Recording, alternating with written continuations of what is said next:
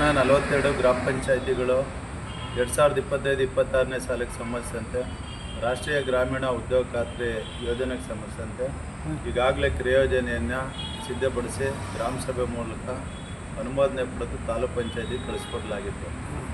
ತಾಲೂಕು ಪಂಚಾಯಿತಿಯವರು ಜಿಲ್ಲಾ ಪಂಚಾಯತಿಗೆ ಏನು ಕಳಿಸ್ಕೊಟ್ಟಿದ್ರು ಅದನ್ನು ಯಾವುದೇ ರೀತಿಯಾದಂಥ ಆದೇಶ ಇಲ್ಲದೇ ಮತ್ತೆ ತಾಲೂಕು ಪಂಚಾಯತಿಯಿಂದ ಗ್ರಾಮ ಪಂಚಾಯಿತಿಗಳಿಗೆ ವಾಪಸ್ ಕಳಿಸಿ ಆ ಕ್ರಿಯೋಜನೆಯನ್ನು ರದ್ದುಪಡಿಸಿ ಮತ್ತೆ ಹೊಸ ಕ್ರಿಯೋಜನೆ ರಚನೆ ಮಾಡೋದಕ್ಕೆ ಜಿಲ್ಲಾ ಪಂಚಾಯಿತಿಯ ಸಿಇಒರವರು ಮೌಖಿಕ ಆದೇಶ ನೀಡಿ ಕಾರ್ಯನಿರ್ವಾಹಕ ಅಧಿಕಾರಿಗಳು ಗ್ರಾಮ ಪಂಚಾಯಿತಿ ಎಲ್ಲ ಪಿಡಿಒಗಳ ಮೇಲೆ ಒತ್ತಡ ಏರಿ ಅವ್ರ ಮೂಲಕನೇ ಯಾವುದೇ ಗ್ರಾಮ ಸಭೆ ವಾರ್ಡ್ ಸಭೆಗಳಿಲ್ದೇ ಪಂಚಾಯಿತಿಯ ಸಭೆಗಳಿಲ್ದೇ ಕ್ರಿಯೋಜನೆ ಸಿದ್ಧಪಡಿಸಿ ಅನುಮೋದನೆ ಕೈಗೊಂಡಿರ್ತಾರೆ.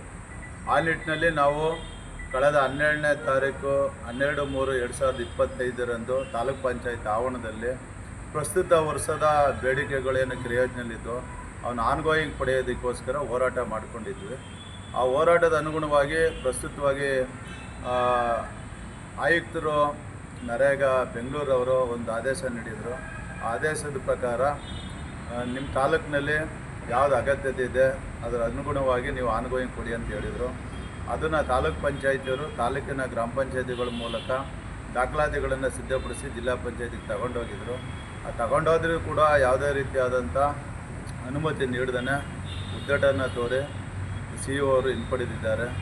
ಆದ ಕಾರಣ ನಾವು ಪ್ರಸ್ತುತ ಏನು ಹೋರಾಟ ಹಮ್ಮಿಕೊಂಡಿದ್ವೋ ಅದನ್ನು ಇವತ್ತಿನಿಂದ ಸ್ಥಗಿತಗೊಳಿಸಿ ಮುಂದಿನ ದಿನದಲ್ಲಿ ಅವರ ಮತ್ತು ತಾಲೂಕು ಪಂಚಾಯಿತಿ ವಿರುದ್ಧ ಕಾಯ್ದೆ ಆಶಯಗಳ ವಿರುದ್ಧವಾಗಿ ಯಾರು ನಡ್ಕೊಂಡಿದ್ದಾರೆ ಅವ್ರ ವಿರುದ್ಧ ನಾವು ಹೋರಾಟ ಮಾಡೋದಕ್ಕೆ ಗೌರವಾನ್ವಿತ ಉಚ್ಚ ನ್ಯಾಯಾಲಯ ಬೆಂಗಳೂರವರಿಗೆ ನಾವು ದಾವೆ ಸಲ್ಲಿಸೋದಕ್ಕೆ ಹೊರಟಿದ್ದೀವಿ.